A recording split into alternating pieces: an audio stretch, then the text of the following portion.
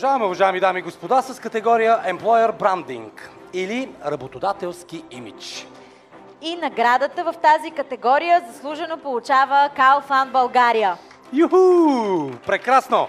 Стратегията за изграждането на работодателска марка на Kaufland България поставя като приоритет благосъстоянието на служителите и различните общности, утвърждавайки като отговорен и стабилен работодател.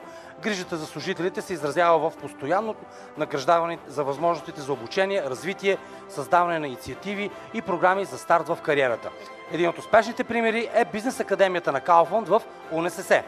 Компанията създава тенденции на пазара на труда, въвеждайки добри практики и разказвайки успешните истории на своя екип. Една от успешните и много ангажиращи кампании в последните месеци е кампанията "Жените в Kaufland". Компанията непрекъснато адаптира стратегията за развитие на човешките ресурси, за да осигури най-доброто клиентско преживяване на своя екип. Наградата ще получи Евелина Стоянова, експерт работодателска марка в Kaufland България. Аплодисменти. Здравейте, добър вечер. За мен е удоволствие да приема поредното ни отличие за работодателска марка, защото Kaufland е един изключително грижовен работодател.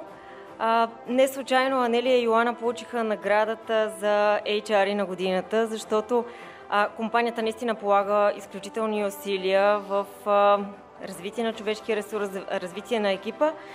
И се стараем да разказваме историите на нашите колеги, затова и инициативата "Жените в Kaufland" е един от малкото проекти, които правим в тази посока. Благодаря ви. Разкажете малко, Евелина, за "Жените в Kaufland". Какво представлява кампанията, какво е насочено? Така малко ни разкажете от кухнята. "Жените в Kaufland" е една кампания, която извади нашите страхотни професионалисти, дами, от обувките им и ги вкара в една модна фотосесия и в продължение на цялата 24-та година ще разказваме техните истории. Истории на успешни дами, на жени, които са развили кариерата си, на майки, на съпруги и на страхотни колеги и приятели. Страхотно! Аплодисменти! Наистина много хубава идея. Ще следим как се развива тя.